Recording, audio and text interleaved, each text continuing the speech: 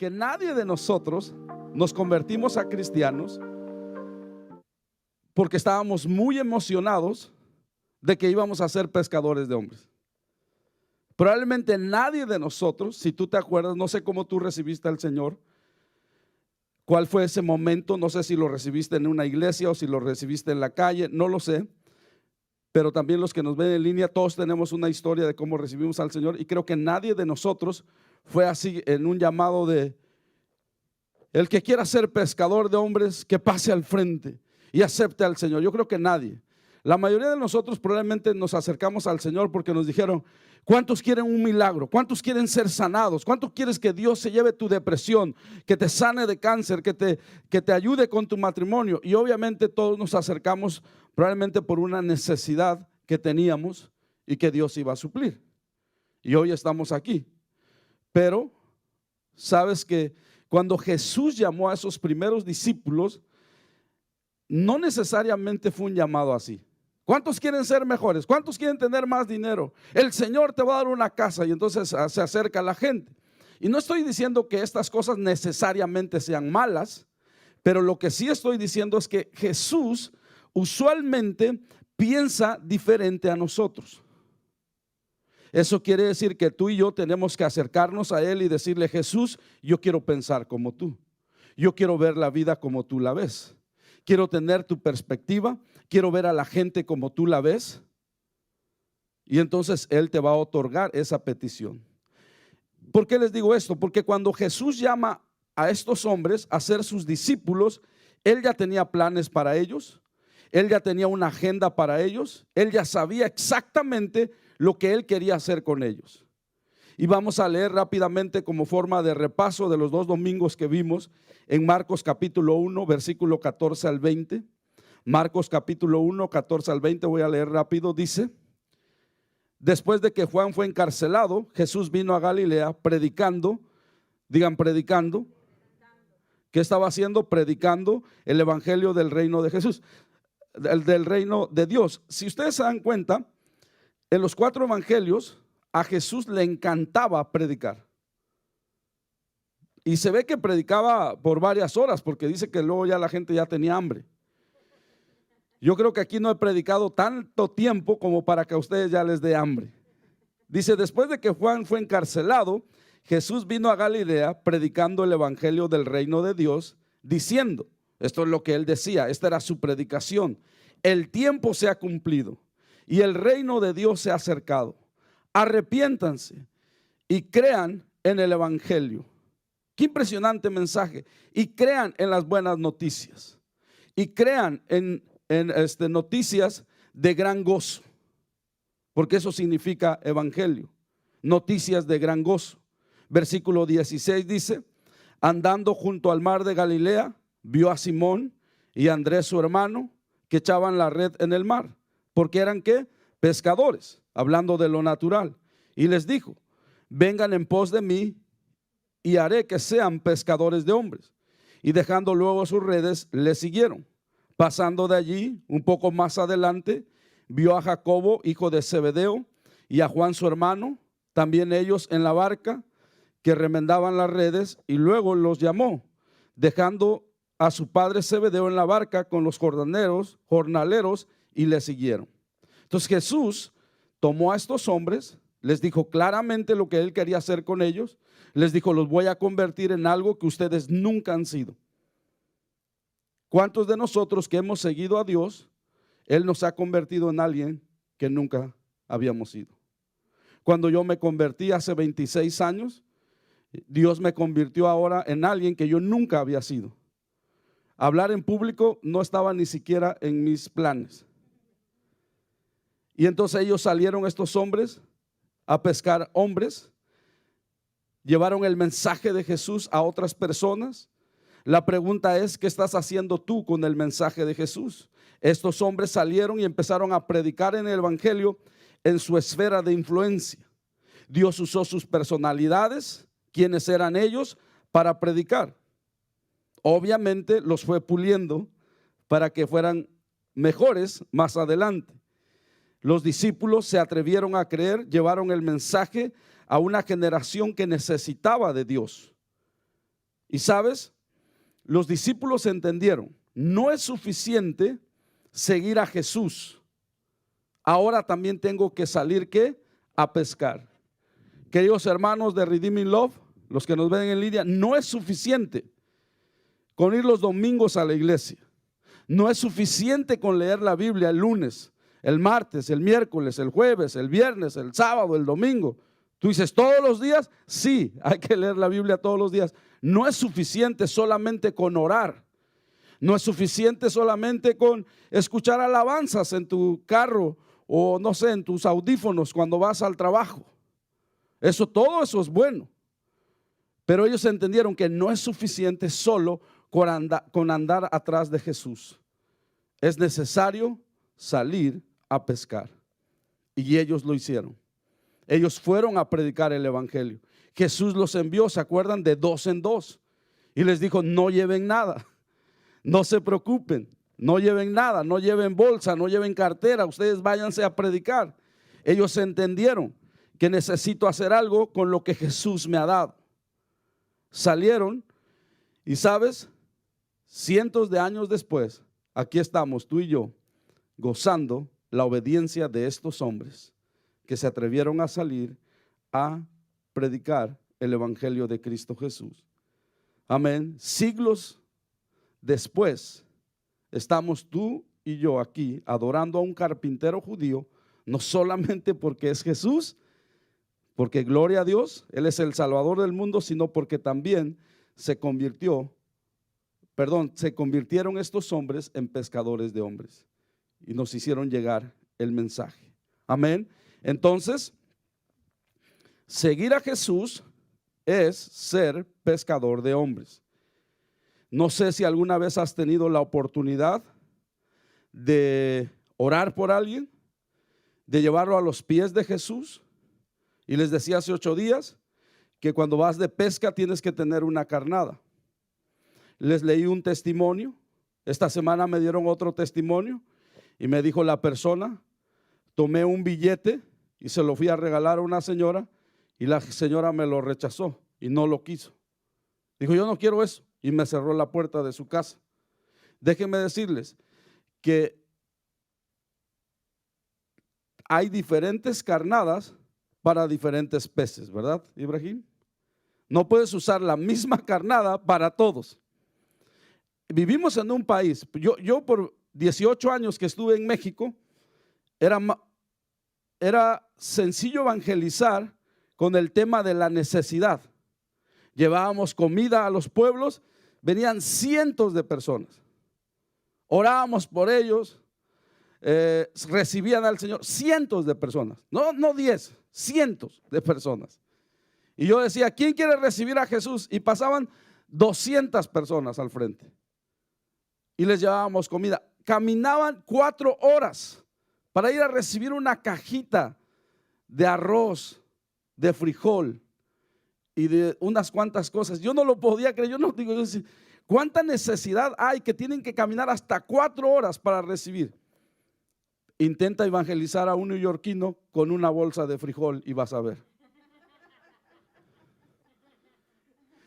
El verano pasado que evangelizábamos aquí en el área, la verdad es que la gente me decía, yo no vine a Estados Unidos a ir a una iglesia. Yo vine a Estados Unidos a trabajar, a hacer dinero.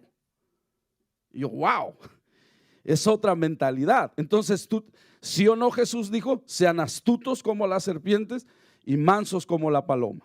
Tú tienes que ser astuto y decir, ok, Señor, Dios es más inteligente que todos nosotros y que todas las personas en este planeta. Entonces la carnada que tú usaste para alguien no va a funcionar para otras personas. Tú tienes que estar orando, Señor, haciéndole caso al Espíritu Santo que te diga cuál es la carnada para esta persona. Porque créeme que un billete no lo va a emocionar. Si le quieres dar $5, yo gano $500 al día, no me des $5. ¿Están conmigo? Y entonces dice que no le funcionó a esta señora, le cerraron la puerta. En Estados Unidos no hay tanta necesidad como hay en nuestros pueblos latinos, hablando de económicas. Entonces tenemos que pensar en otras cosas que el Señor nos va a dar para alcanzar a las personas. El objetivo es que las personas reciban a Cristo Jesús. Ahora, les voy a decir algo. Obviamente, hay gente que creen que no necesitan de Dios. Es más, cuando yo fui a la escuela, aunque ustedes no lo crean, sí fui, cuando estaba en junior high, high school, yo me sentaba ahí enfrente a escuchar maestros, a enseñarme matemáticas o ciencias naturales, y yo siempre pensaba, esto no lo necesito. No me sirve para nada. ¿Para qué me va a servir álgebra cuando esté allá afuera? ¿Cuántos de ustedes pensaron alguna vez así? No, sean honestos. Pero sabes, el maestro entonces tenía que convencerme de que lo que él me estaba enseñando, yo lo necesitaba. Lamentablemente ninguno de ellos estuvo interesado en que yo aprendiera. Porque si tú eres un maestro, tienes que estar interesado primero en que tu alumno aprenda, y lo tienes que convencer. Lo que yo te voy a decir, tú lo necesitas. ¿Ok? Pero lamentablemente nosotros decimos, bueno, si quieren aceptar a Jesús, y si no, no. Hasta cierto punto es orgullo. Yo sé que ya estás pensando en esos versículos de, pues no eches las perlas a los cerdos. Ok, tal vez llegamos ahí, pero vamos a quedarnos siempre en ser pacientes. Sí o no, Jesús no ha venido porque Él es paciente y quiere que todos vengan al arrepentimiento.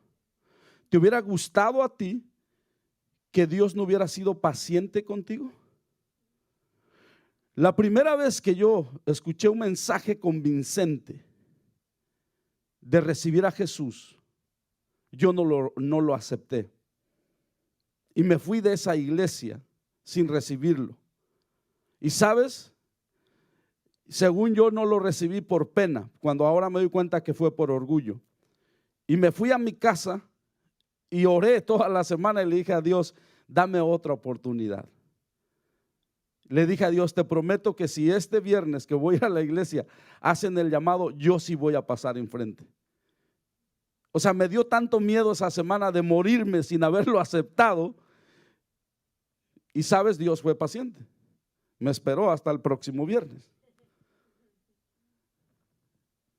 Entonces tú y yo tenemos que ser pacientes con la gente.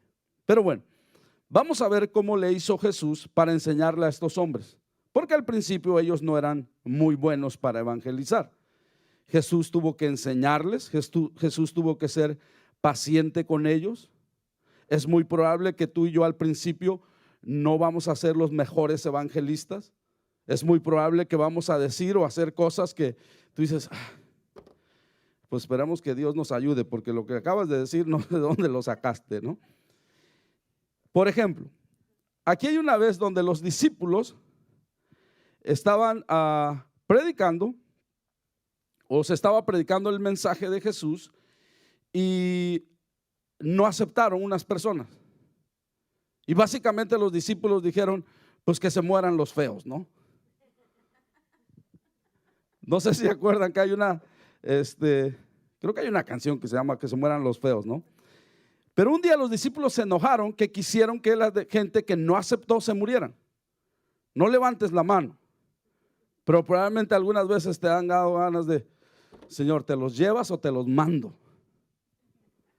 Y aquí está la historia en Lucas 9, versículos 51 al 56. Lucas 9, 51 al 56. Vamos a tomar esta clase con Jesús. Y dice aquí, cuando se cumplió el tiempo, otra vez esa frase, cuando se cumplió el tiempo en que él había de ser recibido arriba, afirmó su rostro para ir a Jerusalén y envió mensajeros delante de él. Mensajeros, predicadores, por decirlo así, los cuales fueron y entraron en una aldea de los samaritanos para hacerles preparativos.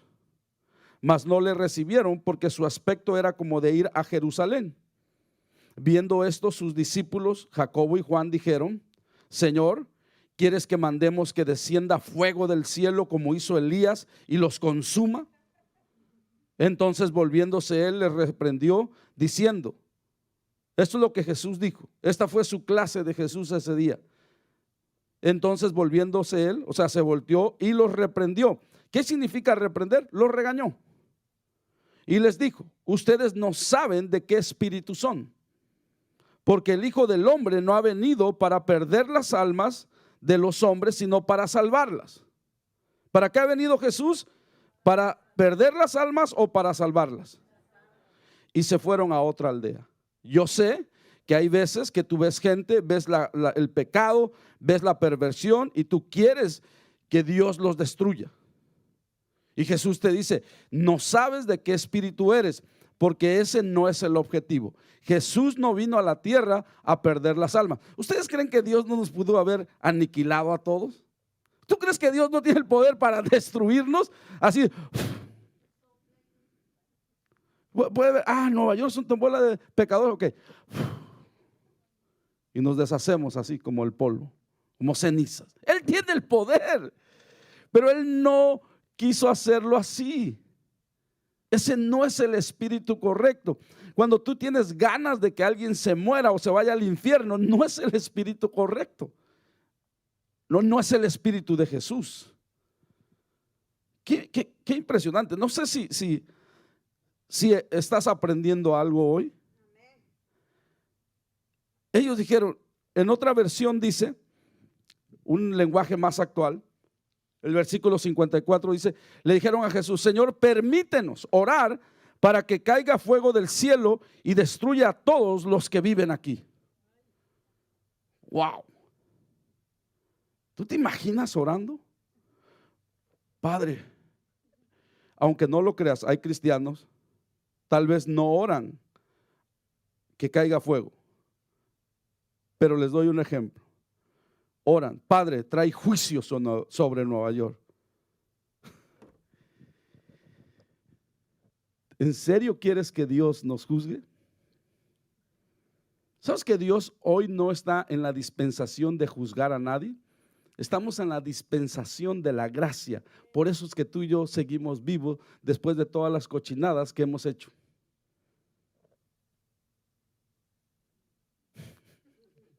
Sonrían. Después de todo lo malo que hemos ido, no nos hemos perdido, porque estamos en una dispensación donde Dios no está juzgando.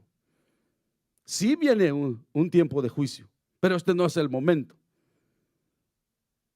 Ya has escuchado a papás que dicen, que regañan a su hijo en una fiesta y le dicen: pórtate, y no se porta bien. Ok, cuando lleguemos a la casa. Y el niño sigue haciendo fiesta, haciendo un escándalo, y el papá no le puede hacer nada ahí, porque pues está en casa ajena. Pero cuando lleguemos a la casa, yo sé que viene un día de juicio, pero este no es el momento. Yo sé que a veces queremos que la gente sea consumida, pero no es así.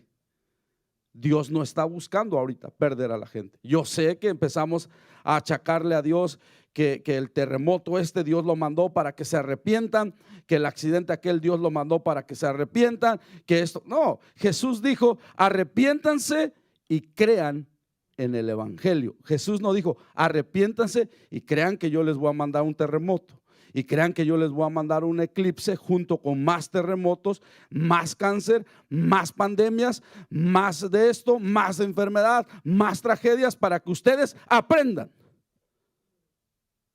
No. La Biblia es clara y dice que es la bondad de Dios la que guía al arrepentimiento. Dice que Él nos hizo ministros de reconciliación, por el cual está clamando a través de nosotros: reconcíliense con Dios. ¿Has visto alguna vez que alguien se reconcilia enojados? Que alguien le dice: ok, vamos a reconciliarnos. Arrepiéntate. Me caes mal, me tienes harto y ahora me tienes que perdonar. No, así no te reconcilias. O sí, al menos que yo sea diferente, ¿no? Dicen ustedes: no, pues yo sí, ¿no? No, se sientan, hacen las paces, se abrazan, dicen: ok, ya no lo vamos a volver a hacer, vamos a hacer un compromiso.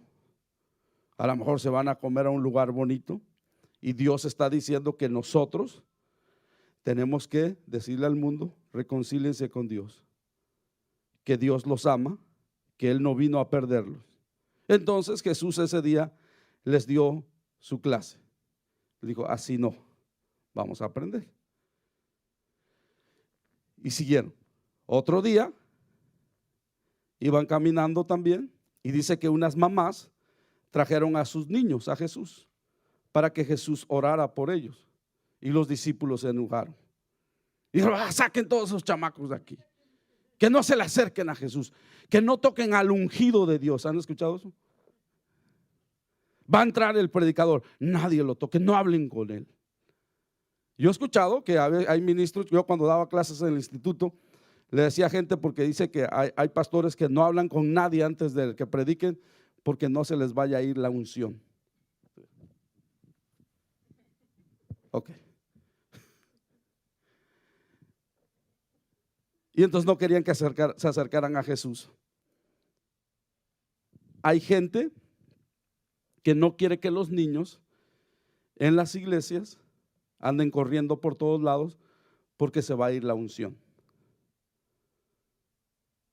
Todas esas cosas son erróneas. No sé dónde las sacamos. Alguien tal vez en un momento dijo eso. No estoy diciendo que tengamos un desorden, ¿no? Pero vamos a ver qué dijo Jesús. Mateo 19, versículo 13 al 15 dice. Mateo 19, 13 al 15 dice. Entonces le fueron presentados unos niños para que pusiese las manos sobre ellos y orase. Y los discípulos les reprendieron, los regañaron. Pero Jesús dijo, dejen a los niños venir a mí, no se los impidan, porque de los tales es el reino de los cielos. Y habiendo puesto sobre ellos las manos, se fue de allí. Para algunas personas tal vez los niños no tienen importancia, pero para Jesús sí. El amor siempre da una calurosa bienvenida. El amor siempre te va a dar una muy buena bienvenida. Jesús obviamente piensa diferente a nosotros. La Biblia dice, tus pensamientos no son mis pensamientos. ¿Qué quiere decir eso? Que obviamente nosotros a menudo pensamos diferente a Dios, a menos que estemos renovando nuestra manera de pensar como piensa Dios, y eso es de acuerdo a su palabra. Por eso les he dicho tantas veces que tú y yo tenemos que formar creencias en nosotros. Todos tenemos un sistema de creencias ya establecido que se nos dio cuando crecimos, o que se nos dieron tal vez en algunos lugares que se nos enseñó incorrectamente, o no estoy hablando necesariamente de la Biblia, sino cosas de la vida. Pero ahora que venimos al reino de Dios, tenemos que aprender como dice la palabra y dejar que estas creencias nos gobiernen en nuestros pensamientos, en nuestras palabras y nuestras acciones. Si tú vas a ser un cristiano efectivo, exitoso, que sabe manejar la palabra de verdad, vas a tener que dejar que la palabra gobierne tus pensamientos, tus palabras y tus acciones. Muchos solamente son gobernados en sus pensamientos o en sus palabras, pero no en sus acciones. Muchos creen en el evangelismo, muchos creen en pescar hombres, pero en realidad hasta lo cantan, ¿no? Alza tus ojos y mira, la cosecha está lista. Y cantan de que van a ir a pescar y piensan que tienen que ir a pescar, pero no van a pescar. Yo me acuerdo que trabajaba en un restaurante y siempre estaba pensando en cómo pescar a alguien. ¿Se acuerdan que les dije? Todo lo que hago está girando alrededor y había un joven que trabajaba ahí con nosotros y yo le empecé a hablar de Dios y le empecé a hablar de Dios. Y la ventaja es que trabajábamos juntos 6 días a la semana, entonces lo veía todos los días. Y como yo era mayor que él, como que me veía con cierto respeto y le predicaba el evangelio. Y llega un momento en la vida de una persona que tú te vas a dar cuenta cuando lo hagas, que es el momento indicado cuando vas a orar por la persona para que reciba a Jesús como su Señor y Salvador. ¿Sabes que muchas de estas personas que recibieron a Jesús como Señor, aquí en la Biblia no fue como hoy lo hacemos en iglesias? Y no estoy diciendo que está mal lo que hacemos hoy, simplemente que lo hacían en las calles. Y yo me acuerdo que este joven, estábamos en la cocina, yo estaba hablando con él y yo ya estaba pensando, ¿cómo le hago para orar por él? Porque aquí en la cocina hay mucho ruido, hay música, todo el mundo está trabajando, la parrilla, los platos, las ollas. Y de repente él fue teníamos un cuarto frío, que teníamos que salir, caminar un pasillo, llegar a un cuarto frío que era grande, y él tenía que ir a recoger algo allá, y dije, este es el momento. Lo fui siguiendo, y en ese cuarto frío, lo tomé ahí, le empecé a dar el plan de salvación, y le dije, la palabra de Dios dice, que si tú confiesas con tu boca que Jesús es el Señor y crees en tu corazón que Cristo le levantó de los muertos, tú serás salvo, porque con la boca se confiesa para salvación, mas con el corazón se cree para justicia. ¿Quieres recibir al Señor? ¿Quieres que ore por ti en este momento? Y me dijo, sí. Ahí en ese cuarto frío hicimos la oración de salvación.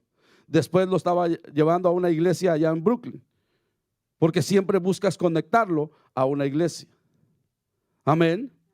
Entonces no solamente es pensar, no solamente es hablar, sino también hay que hacer. Aquí hay otro ejemplo de cómo Jesús, ya vimos que se enojaron los discípulos, querían destruir a la gente, y Jesús dijo, no, así no se evangeliza. Después vinieron unos niños con unas mamás que querían que Jesús orara por los niños, y los discípulos los corrieron. Ok. No querían que los niños interrumpieran a Jesús. La mayoría de los milagros de Jesús más impresionantes fueron cuando él fue interrumpido. Y él dejó que fueran interrumpidos. Él dejó que lo interrumpieran. Lo voy a decir otra vez, porque probablemente esta es una palabra para ti. La mayoría de las veces que Jesús sanó a alguien o hizo milagros es cuando él permitió que lo interrumpieran.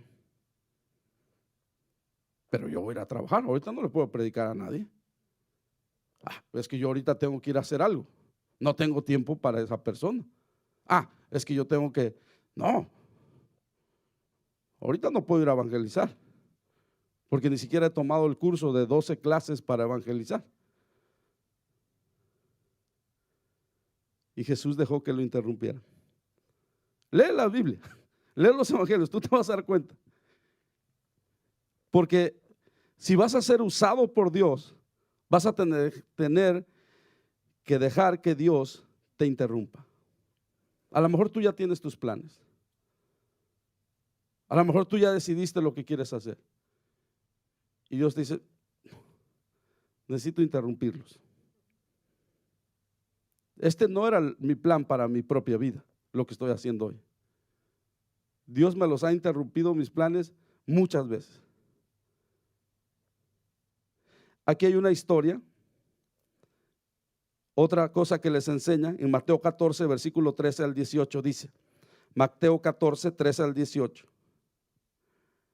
Dice, oyéndolo Jesús se apartó de allí en una barca a un lugar desierto y apartado, y cuando la gente lo oyó, le siguió a pie desde las ciudades. Y saliendo Jesús vio una gran multitud y tuvo compasión de ellos. Digan compasión. ¿Qué tuvo? Compasión de ellos. Y sanó a los que de ellos estaban enfermos. Cuando anochecía, se acercaron a él sus discípulos diciendo, el lugar es desierto y la hora ya pasada. Despida a la multitud para que se vayan por las aldeas y compren de comer. Jesús les dijo, no tienen necesidad de irse. Me encanta cómo dice, no tienen necesidad de irse, denles ustedes de comer. Jesús no dijo, no tienen necesidad de irse, yo les voy a dar de comer.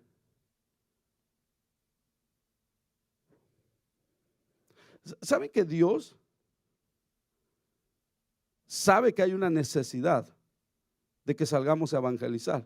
Y Dios nos está diciendo, no se preocupen. No, ustedes tienen pena de evangelizar, no se preocupen, chiquitos, ya que se les pasa, yo me encargo. No. Él dice, pues ni modos, te la aguantas y sales a evangelizar. ¿Sí captaron ahí? Dice, Llegaron y le dijeron, dile a la gente que ya se vaya. Seguramente ya tienen hambre. Y Jesús dijo, ellos no tienen necesidad de irse, denles ustedes de comer. Y ellos dijeron, no tenemos pan, no tenemos aquí sino 5 panes, y 2 peces. Y dijo, ya, tráiganmelos aquí. Estamos aquí, tú y yo, para suplir necesidades. Busca siempre ser una bendición para alguien más. Pregúntate, ¿cuándo fue la última vez que usaste tu fe para bendecir a alguien más? No cuándo fue la última vez que usaste tu fe para que tú pidieras una bendición para ti. Yo sé que estoy usando ejemplos y no estoy diciendo que necesariamente sea mal, sino en dónde está el enfoque. Porque yo sé que muchos cristianos, por ejemplo, tú les dices y te dicen, estoy creyendo por un nuevo trabajo. Ok, está bien. Estoy creyendo por mi nueva casa. Ok, está bien. Estoy creyendo por un nuevo carro. Ok, está bien. Estoy creyendo por mi universidad. Ok, está bien. Estoy creyendo por mi novio o mi novia o mi pareja. Ok, está bien. Mi pregunta es, ¿cuándo fue la última vez que usaste tu fe para bendecir a otra persona? ¿Cuándo viste a alguien y dijiste, ok, Juanito Pérez es mi vecino? Es el pecador más malvado que he visto. Voy a orar por él todos los días a las 6 de la mañana por 5 minutos. Padre, en el nombre de Jesús, oro por Juanito Pérez para que él tenga un encuentro contigo. Señor, úsame para hablar con él, para hablarle de tu evangelio. Y al otro día te levantas otra vez. Padre, soy yo y vengo una vez más para interceder por Juanito Pérez. Padre, tu palabra dice que hiciéramos vallado, que nos pusiéramos en la brecha por aquellas familias, aquellas personas que no te conocen. En este momento, Señor, yo oro por Juanito Pérez, que claramente no te conoce. Señor, yo te pido que tengas misericordia. Y al otro día te levantas otra vez. Padre, soy yo. Ya han pasado 3 meses y no he visto nada en Juanito Pérez. Yo sé que tú estás obrando, yo sé que tú quieres salvarlo porque tu voluntad es que todos sean salvos. De hecho, Jesús murió por todos. Y Padre, yo oro por Juanito Pérez, que tú y sigues orando. ¿Hasta que qué? Hasta que Juanito Pérez se convierta. Pero no fuera por nuestra casa. Por favor, no estoy diciendo que esté mal. Padre, yo oro por mi casa y oro por mi casa. Y ya llevas 20 años. Yo he escuchado testimonios de gente y oramos por 25 años, pastor, y por fin tenemos nuestra casa. Ok, está bien. Pero ¿cuándo fue la última vez que oraste para la salvación de una persona? ¿Cuándo fue la última vez que usaste 25 años para obtener tu jet privado y oraste por una persona? Ahí está, donde lo que tú y yo necesitamos hacer. Amén. Les prometo terminar con algo más emocionante. La meta de Jesús para nuestras vidas no es que seamos mejores personas. La meta principal no es que tengamos más dinero. Y gloria a Dios, Él nos va a bendecir. Créeme, no nos quiere pobres, ok. Pero esa no es su meta principal. ¿Sabes por qué hay tanto cristiano? Yo he estado en la iglesia muchos años y he visto este llamado, que llaman aquí para orar por la gente. Y dice el pastor, el invitado, quien sea, como ilustración: voy a orar por los que estén cansados, porque percibo que hay muchos en la congregación que están cansados, se sienten desanimados. Hay un espíritu de desánimo. Pasen, por favor. Y pasa toda la iglesia. Pasan todos los...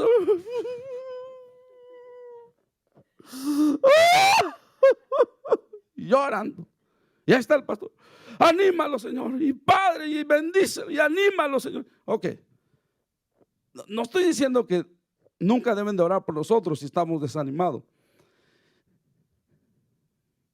La principal razón de por la cual un cristiano está desanimado es porque no está evangelizando. Tú dices, a ver, pastor, yo creo que ya te estás volviendo loco. Jesús dijo, mi comida es que yo haga la voluntad de mi Padre. Y el Hijo del Hombre vino ¿a qué? A buscar y salvar. El Hijo del Hombre, Jesús dijo, el Hijo del Hombre vino a buscar y salvar lo que se había perdido. Y él dijo, mi comida es que yo haga la voluntad de mi Padre.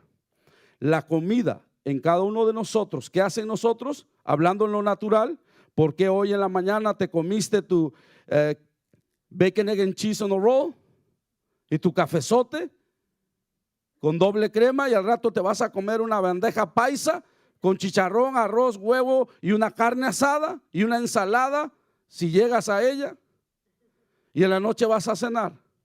¿Sabes por qué comes? Para tener energía, para sentirte fuerte, para el otro día funcionar bien, porque la comida te da nutrientes, te da energía. Si dejas de comer, tal vez un día aguantas bien, pero después de 7 días te vas a sentir muy débil. ¿Cuándo fue la última vez que evangelizaste? Si tu comida es que hagas la voluntad de tu Padre, y la voluntad de tu Padre es clara, que te iba a ser pescador de hombres, ¿por qué entonces tú esperas tener toda la energía y estar bien animado y no pasar al llamado de desánimo si tú no lo estás haciendo?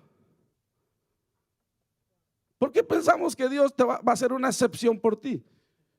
¿Por qué pensamos que Dios, sí, tú, tranquilo, hombre, tú, Enrique, yo te entiendo, tú, tranquilo, no pasa nada. Después te uso tú.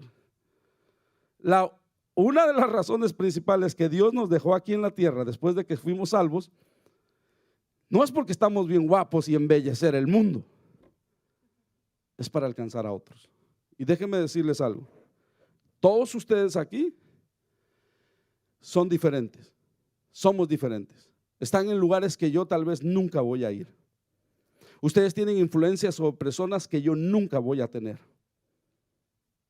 y que tal vez yo nunca voy a hablar con ellos, y Dios te va a usar. Hay gente que yo voy a hablar que tú nunca vas a hablar con ellos, que nunca vas a estar con ellos, que yo tengo influencia con ellos que tal vez tú no tienes. Entonces Dios quiere, juntos hacemos más, juntos hacemos más. La mayoría de las cosas de las que oramos, tú y yo, y otra vez, es en forma de ilustración, no estoy diciendo que estas cosas que les he dicho no tienes que orarlas, no estoy diciendo que no ores por tu casa, no estoy diciendo eso. Te estoy diciendo cuál es la prioridad y cuál es el énfasis. ¿Ok? Entonces, la mayoría de las cosas que los cristianos oramos tienen que ver con nuestro tiempo en la vida en el que vamos a estar aquí en la tierra, desde que nacimos a cuando morimos. Por ejemplo, bendice mi matrimonio, bendice mi carrera, bendice mi trabajo, bendice mi negocio, bendice esto, guíame esto. Y no estamos pensando años después. El pastor Clinton, la pastora Sara, ya ni siquiera están vivos hoy. Ya no están en la tierra, están vivos en el cielo, pero aquí en la tierra no. Pero su legado sigue, en el sentido de que ellos vivieron para que alguien más conociera del evangelio. ¿Sabes? Los pastores pudieron haber dejado de herencia todo esto a sus hijos, pero la pastora Sara dijo, no, esto es del reino de Dios, para que más personas conozcan a Jesucristo. Entonces, tú y yo diariamente, nos guste o no, hacemos cosas mundanas, como ir al trabajo, subirnos al tren, diferentes cosas que son seculares, mundanas. Y estas cosas mundanas nunca tendrán un significado eterno a menos que no dejes que Dios las use para su reino. Si tú permites que Dios use tu trabajo y cuando le estás haciendo el cabello, estás orando dentro de ti, Padre, en el nombre de Jesús oro por esta persona, bendícela. Smith Wigglesworth, un gran predicador de Gran Bretaña, dice que él se sentaba en el tren y veía a una persona en un viaje de 2 horas que estaba sentada enfrente de él, y él empezaba a orar en lenguas dentro de él, y empezaba a orar por esa persona que no conocía, una total extraña, y empezaba a orar dentro de él en otras lenguas. Y Padre, dame una oportunidad. Y dice que 15 minutos después la persona enfrente de él empezaba a llorar y le decía: ¿te pasa algo? ¿Puedo orar por ti? Acabo de escuchar a una mujer, autora de libros cristianos, que dice que se vino a vivir a Nueva York. Ella es de Nashville, Tennessee, y dice que vive en Nueva York en part-time, unos días aquí, unos días o meses o en Nashville y otros días. Y le preguntaron: ¿por qué Nueva York? Y una de las razones dijo: porque en Nueva York hay mucha gente de todos lados. ¿Y sabes qué me encantó? Dice que ella en las tardes se va a una cafetería y se sienta a tomar un café y ora y le dice a Dios, cuando ve a la gente extraña sentada ahí en una cafetería de la ciudad de Nueva York, y le dice a Dios: Dios, preséntame a una persona hoy. Introduce me to somebody. Y dice que ha hablado con mucha. Dice que el otro día hasta aconsejó a un hombre para su matrimonio y nunca siquiera supo su nombre cuando él se fue de ahí. Y le dijo: gracias, voy a hacer eso que me acabas de decir. Y se fue, y después dijo: ni siquiera le pedí su nombre. Dejemos que Dios use las cosas mundanas que hacemos. No estoy hablando de pecados, sino cosas seculares que hacemos para impactar la vida de otras personas. Dios quiere usar tus éxitos, tus fracasos, tus altas, tus bajas para impactar la vida de alguien. Y Dios te está diciendo que usará todo eso para influenciar la vida de alguien más y hacer de ti un pescador de hombres, si tú se lo permites. Yo sé que no todos tenemos una historia trágica que contar. Yo no les puedo contar a ustedes aquí: cuando yo era joven me drogaba y estaba ahí en el Bronx tirado como un homeless y el Señor me rescató. No. De hecho, mis hermanas, cuando me convertí a cristiano, algunas dijeron: ¿por qué se convirtió si ni siquiera es malo? Eso creían ellas, ¿no? Porque no cabía así como que, porque usualmente creemos que los que se convierten es porque andan de borrachos, de no sé qué. Y yo la verdad no fui borracho, no era drogadicto.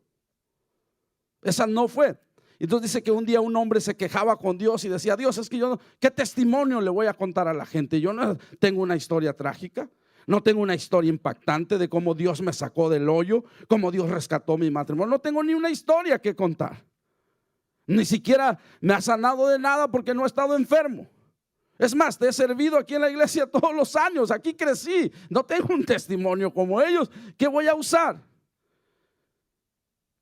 Y que Dios le dijo: dime, ¿qué Dios es más poderoso? ¿El que te saca del hoyo o el que te ayuda para nunca caer ahí? ¿Qué Dios es más poderoso? Voy a terminar con esto. No hay versículo en la Biblia, no hay un solo versículo en la Biblia que contenga toda la verdad de Dios, obviamente. Por eso son varios libros, una colección de varios libros. Pero si pudiéramos decir que hay un versículo que es uno de los más completos, que aunque no contiene todo lo de Dios, pero hay uno ahí que es el que te debes de aprender por lo menos para usar y evangelizar a alguien, tiene que ser Juan 3:16.